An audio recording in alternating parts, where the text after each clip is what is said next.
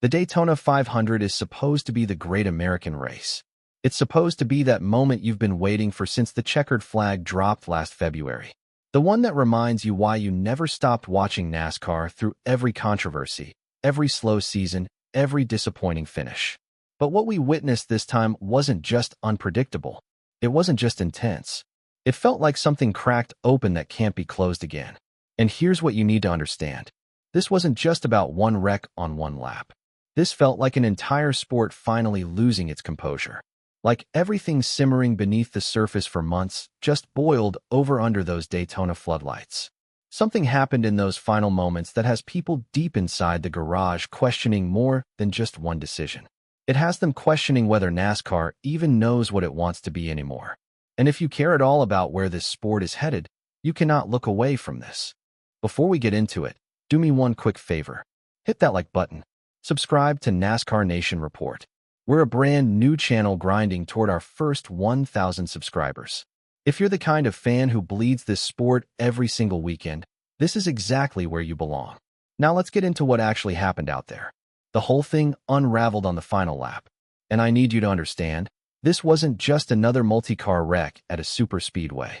This was a moment that ripped the curtain back and showed everything drivers have been quietly boiling over about. Coming to the white flag, Carson Hocevar had the lead. He looked composed. He looked in control. Then he gets turned hard into the wall. No caution flies immediately. The field stays wide open and charging hard. Chase Elliott rockets forward off turn 4. For one single heartbeat, it genuinely looks like he's about to pull off the steal of the season. Then he gets collected too. Behind him, Herbst throws a block. Brad Keselowski has a massive run building, an enormous run, and just like that it's sheet metal folding and bodies spinning everywhere. Cars are staggering across the stripe. Joey Logano crosses the line, pointed completely the wrong direction. Ricky Stenhouse Jr. scraping along the wall, trying to survive. Keselowski barely limping home with his nose crushed somehow, threading through the smoke like something out of a Hollywood stunt reel. Tyler Reddick takes the checkered flag first. But here's what absolutely floored me. He didn't celebrate. He admitted he had no idea if he'd actually won. He wasn't certain whether the caution had come out before he hit the start-finish line. Sit with that for a second. Imagine standing on top of the biggest mountain in your sport and being too scared to raise your arms because you think someone might rip it away from you. That right there tells you everything about how lawless and uncertain that finish truly was. And this victory meant something far deeper for Reddick than just a trophy. This is a man who grew up in California watching every single Daytona 500 from his couch. A kid planted in front of the television with his family every February dreaming about just being here someday. He talked about pulling onto that track for the first time in an ARCA machine and feeling completely overwhelmed by the moment. Now here he is, a Cup Series driver racing for Michael Jordan, carrying expectations that would crush most people. He was honest about last season. No wins. A drought that forced real soul-searching. A team staring into the mirror asking hard questions and fighting through genuine self-doubt. And layered on top of all that pressure, his newborn son battling through serious health complications. He said the only time anything had ever hit him emotionally like this was when he grabbed the pole at Charlotte while his son was still in the hospital. Let that sink in for a moment. While fans were debating blocks and blame online, this man was quietly carrying the weight of his family, his son's health, an organization's championship dreams, and 3 generations of people who sacrificed everything to get him here. And before the race, his son looked at him and asked, "Dad, are you finally going to win this one?" That's not a race win. That's everything. But here's where this story stretches far beyond one emotional comeback.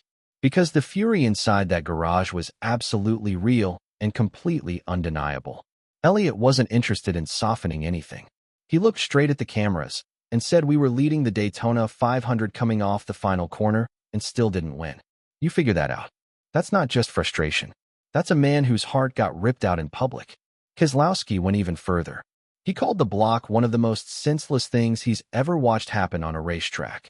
He believed he had the momentum, the run, and the position to genuinely contend for the win and watched it all evaporate because of a move he saw as reckless and completely unnecessary. Herbst stood his ground, said he picked his lane, got squeezed by the push behind him, and was simply doing what every driver does in that moment, trying to win. And Reddick himself acknowledged it. He said flatly that without what Herbst did, he doesn't get that trophy. So Herbst did exactly what you're supposed to do for your teammate in that spot. So who actually has the moral high ground here? That's what's turned this into a conversation that goes way beyond one race finish. Because all afternoon long, drivers weren't actually racing at full throttle.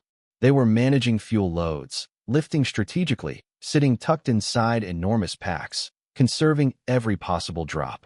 And that's where the next-gen car becomes the real story underneath this story. The current package has made superspeedway competition almost robotically equal.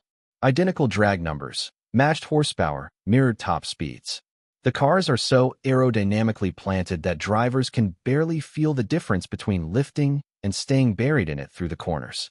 And when nobody needs to lift, the entire field stays compressed, 3 and 4 wide, bumper to bumper, door handle to door handle for hundreds of miles. Passing isn't earned through raw talent anymore.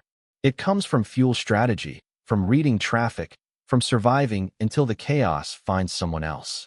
Even Denny Hamlin, who owns the winning team, said it with zero hesitation. The speeds need to go up and handling needs to matter again.